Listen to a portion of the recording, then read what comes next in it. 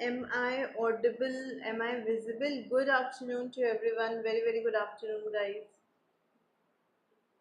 Am I live?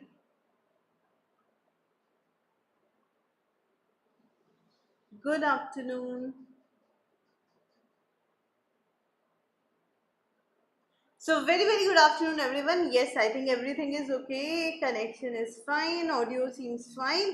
चलिए तो बिना टाइम वेस्ट करते हैं सेशन की शुरुआत। आज के सेशन में हम लोग डिस्कस करने वाले हैं regarding the communication of performance. Right, पिछले वाले सेशन के अंदर we have finished off what all things.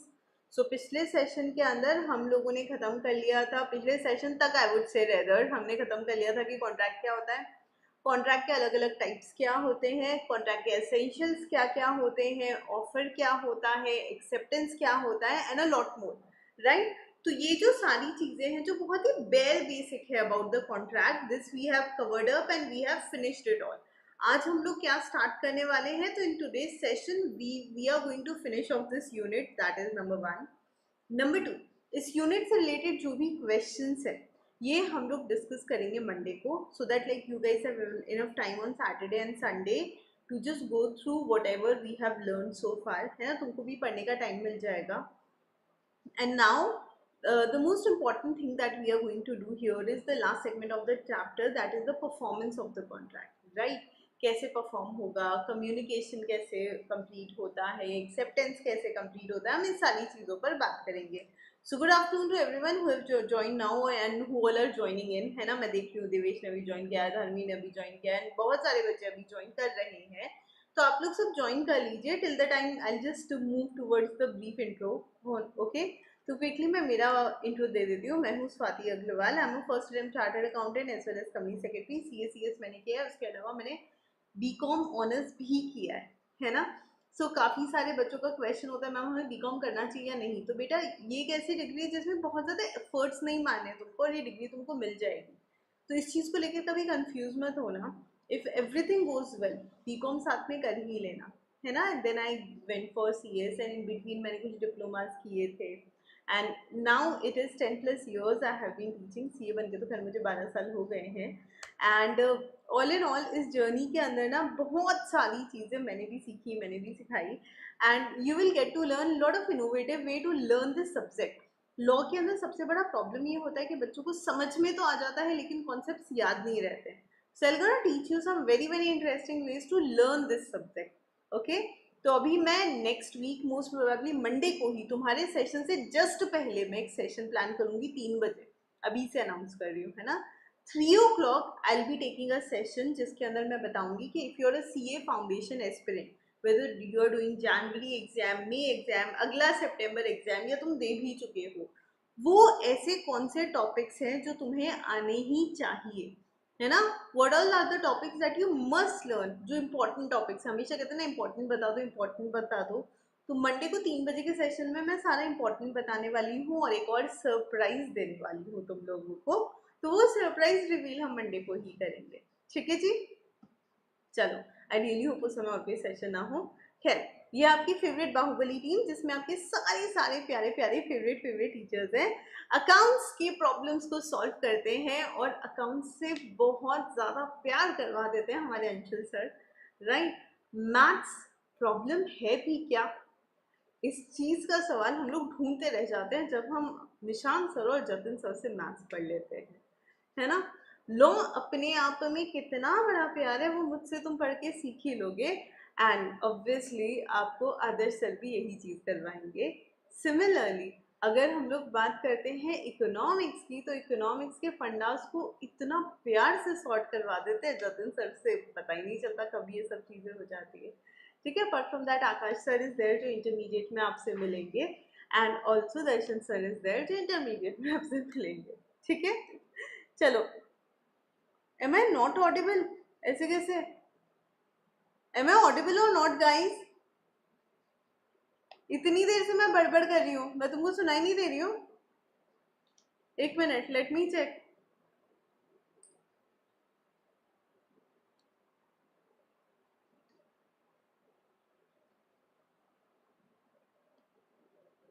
M I audible or not guys?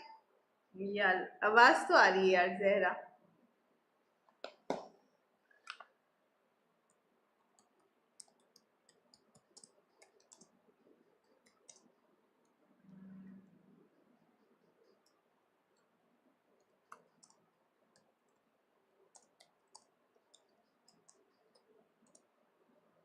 ठीक है, so that like she will also understand. अगर मेरी आवाज़ नहीं जा रही तो at least she will get this message to सी।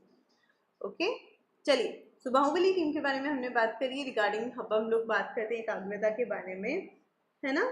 सो एकाग्रता इज़ अ प्लेटफॉर्म जहाँ पर आपको लाइव इंटरेक्टिव क्लासेस के अलावा आपको कॉम्प्रिहेंसिव सारी इंफॉर्मेशन मिलेगी, काउंसलिंग सेशंस मिलते हैं, फुल सिलेबस कवरेज मिलता है। तो ऐसा नहीं ऑनलाइन है तो आपको सब नहीं कराया जाएगा, सब कुछ कराया जाएगा और बहुत प्यार से कराया जाएगा। The people who are thinking कि हमें ना एक डेडिकेटेड प्लेटफॉर्म चाहिए और वहाँ से हमें पढ़ना है, तो आपको लेना चाहिए महापैक, जहाँ पर आपको अनलिमिटेड लाइव क्लासेस का एक्सेस मिलता है। पेड प्लेटफॉर्म पे आपको हमारे नोट्स मिलते हैं, you guys get to see the daily practice questions, self evaluated test and a lot more. So it is a platform जहाँ पर जनवरी के लिए भी आपको प्रॉपर क्लासेस मिल जाएगी। इतना ही नहीं, आपको सब कुछ प्रॉपर लर्निंग भी मिलेगी। So the people who want to go for that, you can go for that. Mahapack और महापैक प्रो का जो डिफरेंस है उस पर हम लोग बात कर लेते हैं। सो बच्चे कंफ्यूज होते हैं दोनों में क्या ही डिफरेंस है।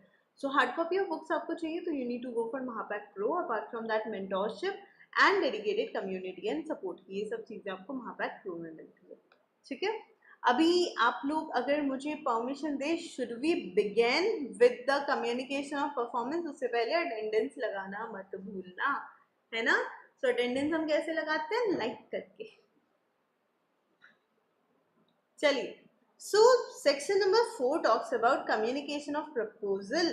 अब ये कम्युनिकेशन ऑफ जो प्रपोजल है वो किस तरीके से होगा, ये कम्युनिकेशन पूरा कब होता है। तो सिंपल कुछ बेसिक प्रिंसिपल है जो कहते हैं कि ऑफर ऐसा होना चाहिए, सबसे पहले तो एक्सेप्ट करने लायक होना चाहिए।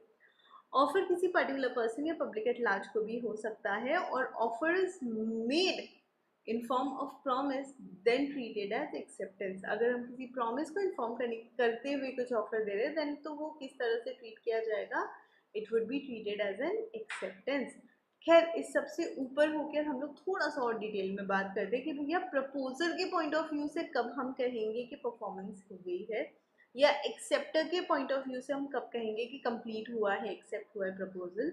So when the acceptance is put into the course of transmission and when it would be out of the power of acceptor. ठीक है, सो हमारी जो हमारा प्रपोजल था, हमारा जो ऑफर था, अब वो एक्सेप्टर के भी पावर के बियॉन्ड चला गया है ना, and we have put in forward and it has reach to the acceptor.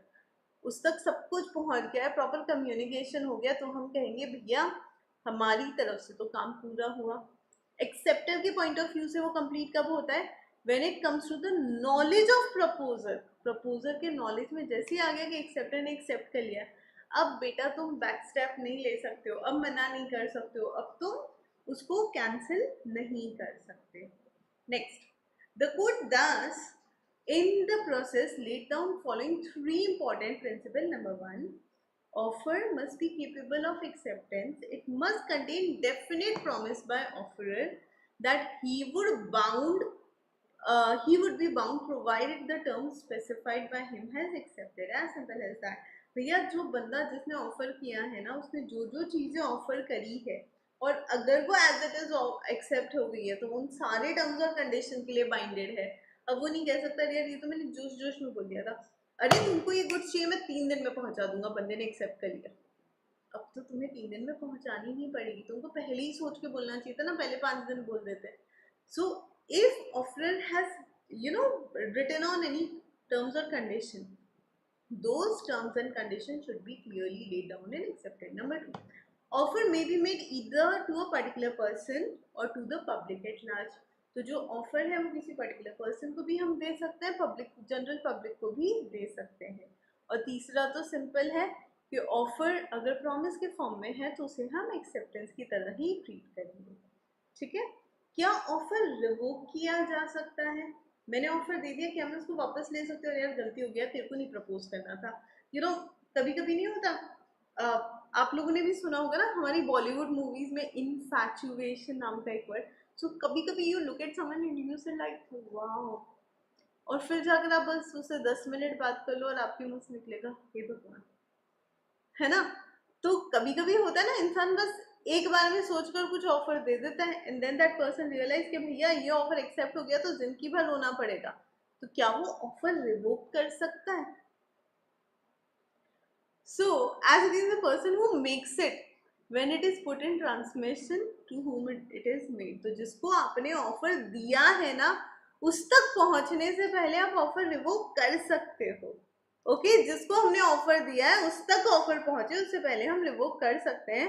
And against the person to whom it is made when it comes to his knowledge.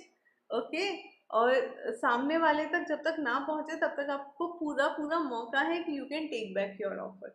Okay so offer चाहे तो definitely offer को क्या कर सकता है, revoke कर सकता है, वापस ले सकता है before it is been accepted. हमारा ऑफर जब तक कि एक्सेप्ट नहीं हुआ है ना, it is not yet accepted, तो उस केस में offeree can not create contract by accepting revoked offer. समझ गए? अभी तक तुमने ऑफर एक्सेप्ट नहीं किया, ठीक है जाओ जाओ जाओ, अब ऑफर वैलिड नहीं है. Okay so you went to a shop जहां पर 70% डिस्काउंट चल रहा था and then like before you selected an article उन्होंने कहा 70% डिस्काउंट खत्म फ्रॉम वेरी दिस मिनट. अब आप वो रिवोक्ड ऑफर का कुछ नहीं कर सकते. Offer may be revoked by offerer before its acceptance even though he had originally agreed to hold it. Original rule था 70% डिस्काउंट आज रात को 12 बजे तक चलेगा. स्टोर ने जितना एक्सपेक्ट किया था उससे ज्यादा सामान बिक गया. उन्होंने ऑफर को रिवोक कर लिया और उन्होंने कहा भाई अभी तो हम ऑफर रिवोक कर रहे हैं, अब हम और नहीं बेचेंगे 70% पे. वो बिल्कुल ऐसा कर सकते. Okay so it can be withdrawn by the offerer at its desire. क्योंकि आपने उस ऑफर में कुछ लिया नहीं है तो आप उनको बाइंड नहीं कर सकते हो. Okay understood. Next, revocation of offer. Offer can be revoked at any time before the communication of acceptance is complete. Okay, so जो हमारा acceptance अगर वो complete नहीं हुआ है तो उससे पहले हम क्या कर सकते हैं, ऑफर को रिवोक कर सकते हैं. So अगर वो एक्सेप्ट हो जाता तो हम रिवोक नहीं कर सकते थे. मैं पूरा करना ही नहीं चाहता हूँ तो भी रिवोक नहीं कर सकते. अच्छा जो एक्सेप्टेंस दी क्या उसको रिवोक कर सकते हैं? हाँ जी, वो ऑफरर के पास पहुंचे और ऑफरर को पता चल जाए कि आपने एक्सेप्ट कर लिया, उससे पहले आप रोक दीजिए उसको. समझ गए? सो मुझे नहीं पता है तुम लोगों ने देखी या नहीं, पर एक मूवी थी कुछ कुछ होता है ना. सो कुछ कुछ होता है में काजोल जा रही होती है शाहरुख को प्रपोज करने के लिए and she was all set to say whatever she feels like, right. अब वहीं पर शाहरुख पहुंच जाता है अपनी फीलिंग्स बताने के लिए कि यार यू नो टीना मैं ना अंजलि से बहुत ज़्यादा प्यार नहीं, अंजलि मैं टीना से बहुत ज़्यादा प्यार करता हूँ एटसेट्रा एटसेट्रा एटसेट्रा. तो वहाँ पर जो काजोल है उसने अपनी फीलिंग्स को वही रोक दिया. She revoked before it is given to the offer. उसको बताने से पहले ही रुक गई, पता ही था रिजेक्शन मिलेगा है ना, तो पहले ही रोक दिया उसने. चलो आगे बढ़ते हैं. Contract through post. Acceptor can revoke his acceptance at any time before the letter of acceptance reaches to the offerer. अब यहाँ पर थोड़ा सा ध्यान से सुनना. हमारा इंडियन पोस्टल सिस्टम भी बड़ा बड़ा मज़ेदार है और उसकी वजह से हमारे कॉन्ट्रैक्ट के कुछ प्रोविजन भी बढ़ जाते हैं और इंटरेस्टिंग केसेस भी बढ़ जाते हैं. ठीक है, ध्यान से सुनना. अब यहाँ पर मैं आप लोगों का ही एग्जाम्पल देती हूँ यहाँ पर. सो धर्मी ने जहरा को एक लेटर लिखकर पूछा कि क्या तुम्हें मेरा घर 1 करोड़ में खरीदना है क्या. धर्मी ने जहरा को लेटर लिखा और जहरा से पूछा कि क्या तुम्हें मेरा घर 1 करोड़ में खरीदना है क्या. And this letter was prepared and sent on 25 October, आज की डेट में. ठीक है, जहरा तक वो लेटर पहुंचा 3 दिन बाद 26, 27, 28 को, है ना. 28 अक्टूबर को जहरा को वो लेटर मिला एंड जहरा ने वो लेटर देखा.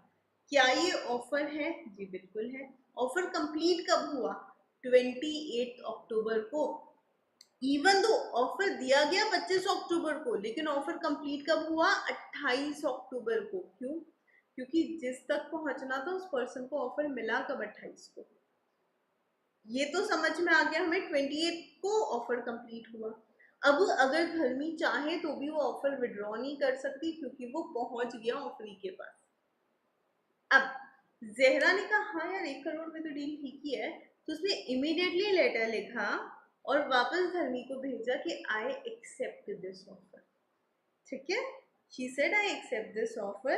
Now, letter is in transit on 29th, 30, 31, first first को छुट्टी थी, सेकेंड को ये लेटर पहुंचा वापस धर्मी के पास.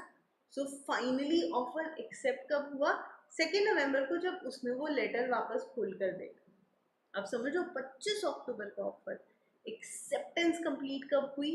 2 नवंबर को. अब इस बीच में एक मजेदार इंस्टेंस हुआ, ध्यान से सुनना. जहरा ने हाँ तो कर लिया 28 को. अचानक से 29 को शी फेल्ट, अरे नहीं नहीं नहीं, 50 लाख में खरीदना है, मेरे को तो 1 करोड़ नहीं देने हैं, है ना. वो उसको एकदम से अंदर से आवाज आई, अरे यार मैंने तो बेवकूफी कर दी, मुझे तो बिल्कुल भी नहीं खरीदना है इस रेट में. I will have to buy it, I will need to buy this particular product, लेकिन मुझे तो 50 लाख में खरीदना है. अब इसने क्या किया? अब इसने ना स्पीड पोस्ट या टेलीग्राम का यूज किया, और टेलीग्राम ने कहा मुझे नहीं खरीदना आपका घर, और इसके अलावा कोई और कम्युनिकेशन करेंगे तो वो वैलिड नहीं है, मेरा कोई और लेटर वैलिड नहीं है, मुझे आपका घर नहीं खरीदना. इसने 29 अक्टूबर को रवाना किया उसको. 30th को वो जहरा के पास जहरा ने किया ना, हाँ 30th को धर्मी के पास पहुंच गया. So when Dharmi opened it, she understood कि जहरा को नहीं खरीदना. अब जो 2 नवंबर को पहुंचा उसका कोई वैलिडिटी नहीं है. वाई? एक्सेप्टेंस पहुंचने से पहले ही डिनायल पहुंच गया, तो उस केस में वो डिनायल वैलिड है. ठीक है, वापस से सुन लो. 2 पार्टीज जब कोई भी ट्रांजैक्शन में एंटर करती है थ्रू पोस्ट, है ना. ऑल्दो हम कहेंगे प्रोविजन मैम अब तो हमारे कई काम का, आजकल तो हम मेल्स यूज करते हैं, मैसेजेस यूज करते हैं, व्हाट्सएप यूज करते हैं, टेलीफोन यूज करते हैं, है ना. This is not at all useful, yet exam में इससे क्वेश्चन बन सकता है. ठीक है, 2 पार्टीज आपस में कॉन्ट्रैक्ट करना चाहती है. एक पार्टी डे 1 पे अगर गुड्स के लिए कुछ ऑफर भेज रही है और दूसरी पार्टी के पास 3 दिन बाद पहुंचा, तो 3 दिन के अंदर रिवोक किया जा सकता था ऑफर. ओके, 3 दिन में रिवोक नहीं किया, अभी भूल जाओ.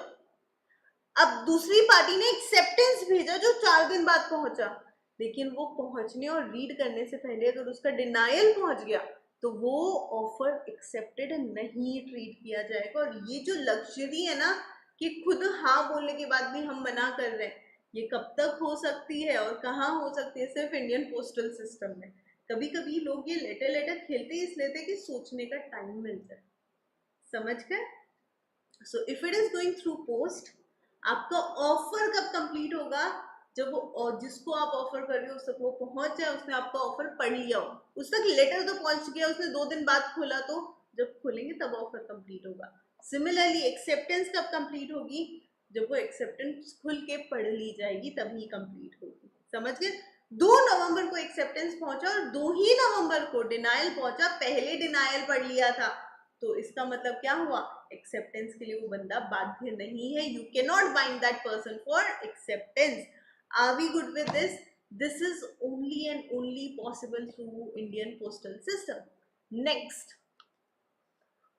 contract over telephone. अगर हम लोग कोई कॉन्ट्रैक्ट टेलीफोन पे करना चाहते कर सकते हैं, बिल्कुल कर सकते हो. It is also medium of communication. आप म्यूचुअल मीटिंग कर सकते हो, डिस्कशन कर सकते हो, ऑफर दे सकते हो, ऑफर एक्सेप्ट हो सकती है, लेकिन कॉन्ट्रैक्ट नहीं होगा भैया, क्योंकि आप सिर्फ ओरली डिस्कस कर रहे हो. अगर फोन में कोई भी चीज, कोई भी कॉन्वर्जेशन गलत भी हो जाता है तो उसका कोई एविडेंस नहीं रहता है ना. तो जो भी फोन पे बातचीत हुई है उसको लिखित रूप से आपको कंफर्म करनी पड़ेगी. एक्सेप्टर भी कंफर्म करेगा, ऑफर भी कंफर्म करेगा. अगर मान लो, है ना, just imagine this someone who is your secret admirer. लड़कों के लिए लड़की है कोई, और लड़कियों के लिए देयर इज अ बॉय, है ना, who's your सीक्रेट एडमायर. उसको ना बहुत पसंद हो.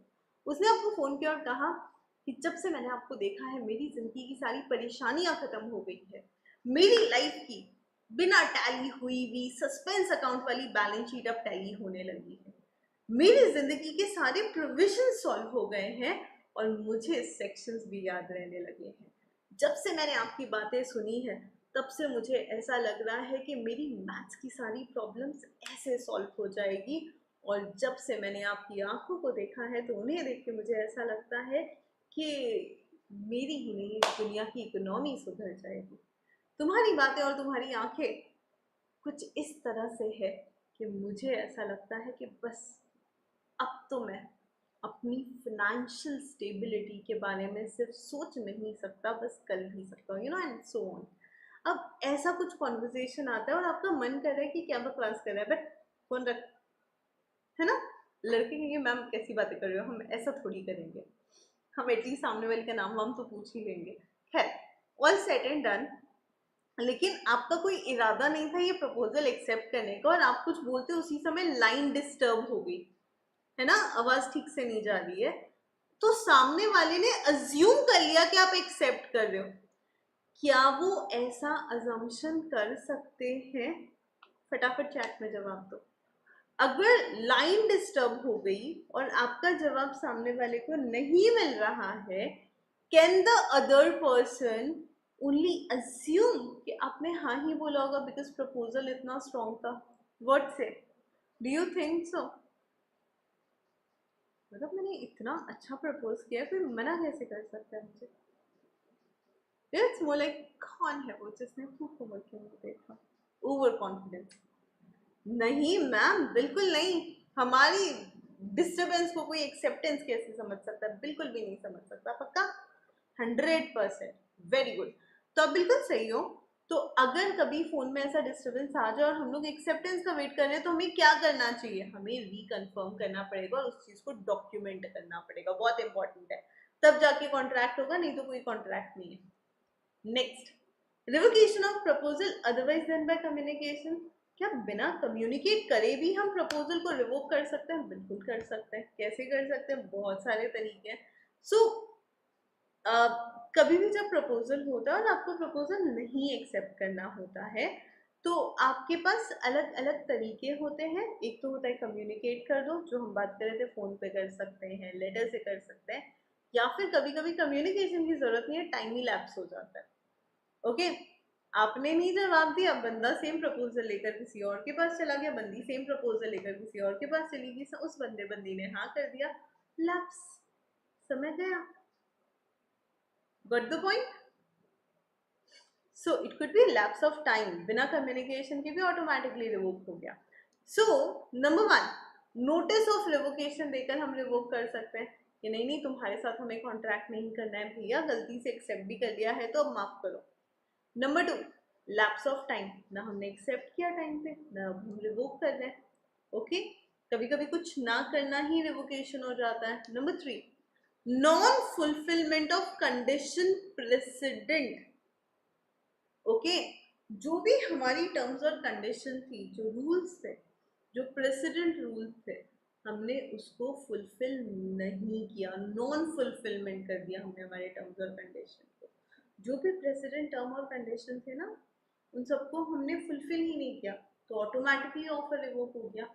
अगर मुझे आपका ऑफर एक्सेप्ट करना है तो मुझे अपनी गुड सप्लाई करनी पड़ेगी, मैंने नहीं करी गुड सप्लाई, ऑटोमेटिकली ऑफर खत्म, end. Okay, the person who was to accept, उसकी डेथ हो जाती है या वो इंसेन हो जाता है, तो भी हमारा ऑफर क्या होगा? रिवोक हो जाएगा, ऑटोमेटिक रिवोकेशन हो जाता है। ओके, जब एक्सेप्टर ही नहीं रहा तो बात ही खत्म। कभी कभी हम काउंटर ऑफर देते हैं। काउंटर ऑफर में क्या करते हैं हम लोग? आपने कहा मुझे 10 लाख में सामान खरीदना है, प्रेसिडेंट मतलब पहले वाली कंडीशन। सो ये कॉन्ट्रैक्ट पूरा करने के लिए धर्मी, मुझे ना आपको पहले गुड्स सप्लाई करनी है तो आप मुझे पेमेंट करोगे, मैंने गुड्स ही नहीं सप्लाई करी, आप पेमेंट किस चीज का करोगे? आप करोगे ही नहीं। ओके, सो यहाँ पर हमारे केस में क्या हुआ? हमारे प्रेसिडेंट वाली, जो पहले वाली जो कंडीशन थी, वही फुलफिल नहीं हुई। ओके, जिसके साथ कॉन्ट्रैक्ट करना था उसकी डेथ हो जाए या वो बंदा इंसेन हो जाए तो बात खत्म। Number 3, counter offer.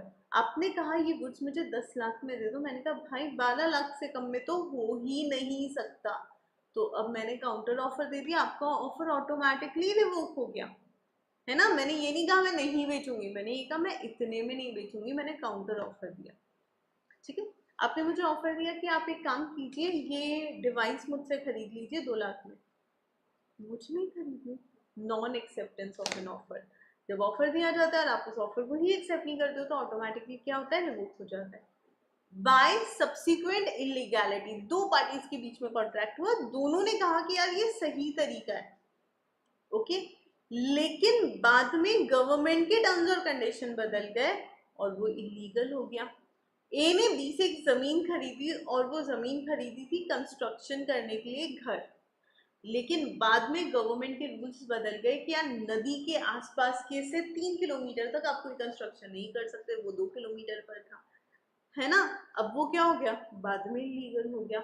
इसलिए भी ऑफर रिवोक किया जा सकता है कि यार मुझे लेना तो था ना तुमसे सामान, लेकिन मैं नहीं ले सकता हूँ।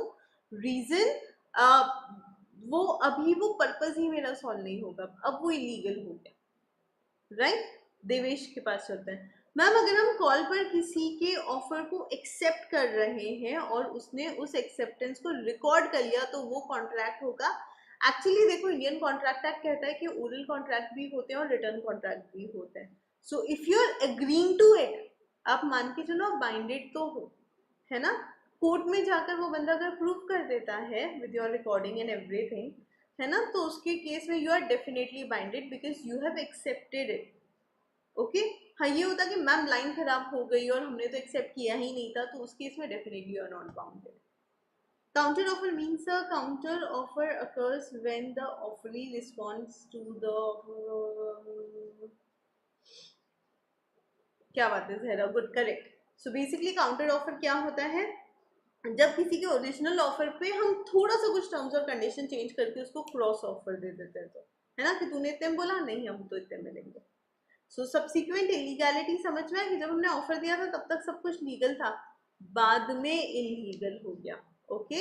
सो there was some cases also जिसकी हम लोग बात करते हैं। So Ramsgate Victoria hotel company versus Montefiore का केस था, जहां पर एक पर्सन ने कंपनी के शेयर्स के लिए अप्लाई किया। ओके। अब वो शेयर्स के लिए उसने अप्लाई तो कर लिया था, लेकिन उसका अलॉटमेंट करने के लिए कंपनी को अलॉट करने के लिए कुछ टाइम तक करना था, लेकिन उसने जून में बेसिकली शेयर्स अप्लाई किए, लेकिन कंपनी ने सोचते सोचते सोचते नवंबर दिसंबर में शेयर्स अगर अलॉट किए तो क्या यार इतना वेट करने के लिए मैं बाइंडेड नहीं हूँ, लैप्स ऑफ टाइम हो गया, अभी तुमको जून में अप्लाई किया था, जुलाई तक शेयर इशू कर देने चाहिए थे, अब तो मेरे पैसे वापस दे दो। Okay. Similarly precedent conditions. So A ने प्रपोज किया कि वो अपना घर बी को बेच देगा अगर बी इमिडिएटली 5 लाख रुपए ट्रांसफर करता है, तो है ना। तो उस केस में क्या होगा, वो नहीं हुआ, प्रेसिडेंट कंडीशन नहीं हुई, बात खत्म।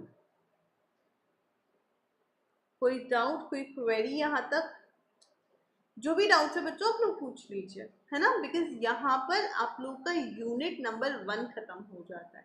This is the most basic and detail unit. आप में से कुछ लोगों को डेफिनेटली ऐसा लगेगा कि मैम यार ऐसा तो नहीं है, ये इतना कॉम्प्लिकेटेड है तो आगे और कॉम्प्लिकेटेड होगा। नहीं, अभी तक तो हमें कॉन्ट्रैक्ट का सी भी नहीं पता था ना, अभी हमें CONTRACT पता चल गया। Okay. And now what are we going to do, हम उसके डिटेल में जाएंगे, तो अब कोई प्रॉब्लम नहीं आएगी। Okay. So I tell you exam में कैसा होता है जहरा। ऑल्दो मंडे 3 o'clock का session is going to be really important for all these questions. So suppose आपसे क्वेश्चन पूछा जाता है कि explain mode of revocation of offer, तो आपको सारे मोड ऑफ रिवोकेशन बताने पड़ेंगे और उसमें से कुछ एक दो एक लाइन में एक्सप्लेन करने हैं, और वहां पर आप सिर्फ रेफरेंस देंगे केस के नाम का। मैम फिर ये केस एक्सप्लेन नहीं करना पड़ता, नहीं, तो मैम फिर आप ये सारे केसेस की कहानियां क्यों सुनाते हो हमको, ताकि तुमको वो प्रोविजन समझ में आए। यू नो, बचपन में बहुत इजी था हमें बोल दिया जाए कि बेटा कभी झूठ नहीं बोलना चाहिए, है ना, बहुत इजी था हमें ये बोल दिया जाए कि अपने से बड़ों की अपने से छोटों की मदद करो, लेकिन यही चीज़ें हमें अलग अलग स्लीप टाइम स्टोरीज के फॉर्म में सुनाई जाती थी, हमें यही सारी बातें बताई जाती थी मॉरल स्टोरीज के फॉर्म में, है ना, अपने friend in need a friend in need, कितनी बेसिक सी चीज़ है, लेकिन उसके लिए हमें कहानी सुनाई गई, क्योंकि कहानी के साथ जब चीज़ों को रिलेट किया जाता है ना तो वो चीज़ें हमारे दिमाग में बहुत अच्छे से सेट होती है, and they are real life stories when we talk about cases. तो इसलिए सारे केसेस मैं आपको एक्सप्लेन करती हूँ ताकि आपके दिमाग में वो सेट हो जाए प्रोविजन कि हाँ यार उसके साथ भी ऐसा हुआ था, ओ यस, लालमन शुक्ला के केस में भी ऐसा था तो इसमें भी ऐसे ही होगा, समझ गए। It is good for recalling things, explain करने की जरूरत आपको नहीं पड़ती है एग्जाम में। मैम अगर हर यूनिट के क्वेश्चन आंसर प्रिपेयर कर ले तो क्या एग्जाम क्लियर हो जाएगा? 100% हो जाएगा। 3 बजे का सेशन जो मंडे का, उसमें मैं यही बताऊंगी कि आपको क्या क्या चीजें प्रिपेयर करनी है जिससे आप 100% सीए फाउंडेशन क्लियर कर लो। मतलब सीए फाउंडेशन लॉ के लिए तुम्हें मतलब सिर्फ ये चीजें करनी है। अगर आप ये सब कर लेते हो तो you guys will definitely gonna crack the examination for sure. और बोलो।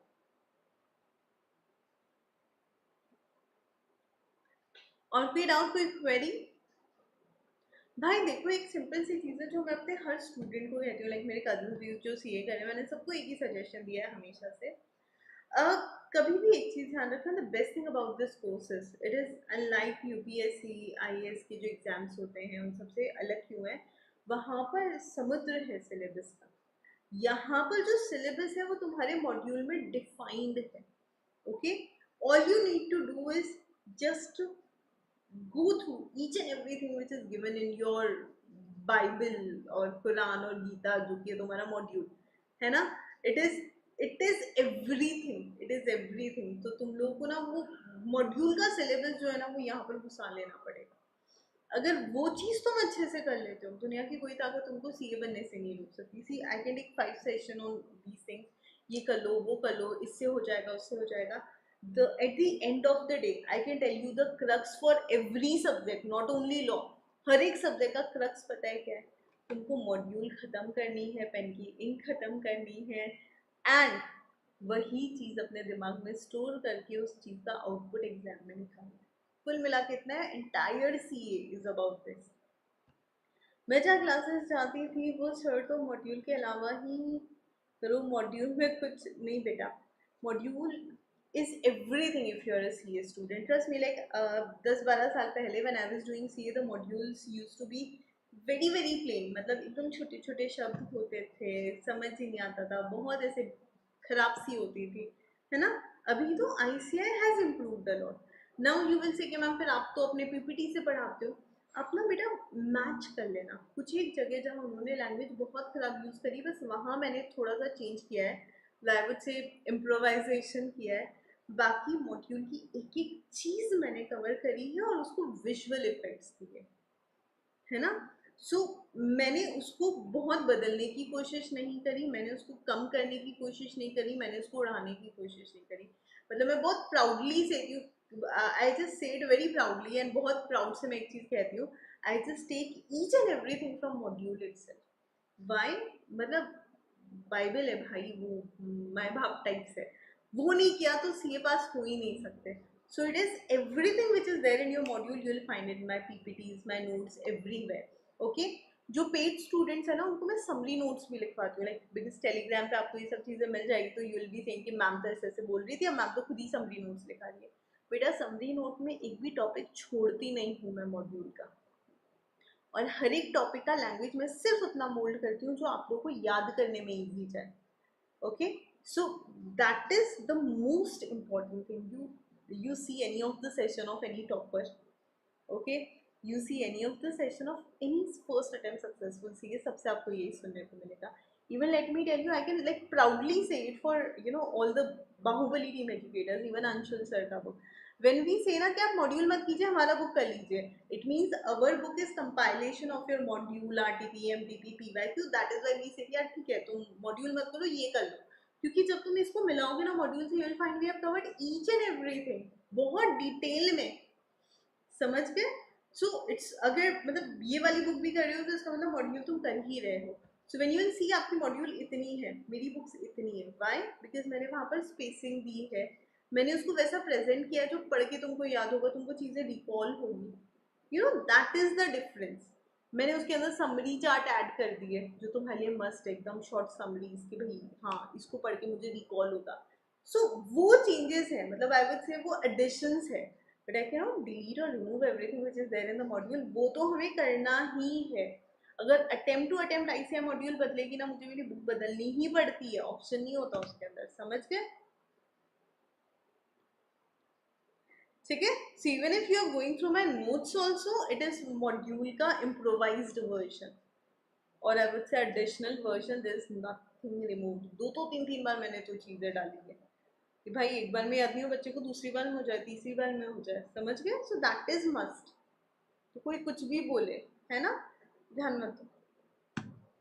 चलिए, so that's it guys. All I would से इज कि यहाँ पर आप लोगों ने देखा हमने सारा कुछ कवर कर लिया है यूनिट नंबर 1 कॉन्ट्रैक्ट एक्ट का। यहाँ तक प्लीज पढ़ लीजिएगा from the notes and everything. And also ये वाले कुछ पीपीटीज तुमको मिल जाएंगे। एक टेलीग्राम ग्रुप ज्वाइन कर लीजिए एकाग्रता सीए वाला। तो वहाँ पर Ekagrata CA group is there, right? तो Ekagrata CA group when you will join ना, तो उसके अंदर यू विल फाइंड एवरीथिंग कि नोट्स पर कैसे जाना है, नोट्स कहाँ मिलेंगे, where to click, where to go. Okay, so वहाँ पे you will get entire thing. काफ़ी सारे बच्चे हैं जिनके मॉड्यूल से नहीं पढ़ पाते हैं जहाँ तक भी, तो at least you will have this in your backup, no? Okay, Dharmi रुक जाओ, रुक जाओ, रुक जाओ। सिर्फ मंडे तक का वेट करो। मंडे को 3 बजे वाला सेशन है इंपॉर्टेंट टॉपिक वाला, और 4 बजे वाले सेशन में मैं तुम्हें बताऊंगी राइटिंग प्रैक्टिस कैसे करना है। अभी मत शुरू करो, है ना? जस्ट 2-3 दिन और रुक जाइए, मंडे को आपको सारे आंसर्स मिल जाएंगे। फाइन, चलिए, thank you so much guys, take care of yourself, bye bye.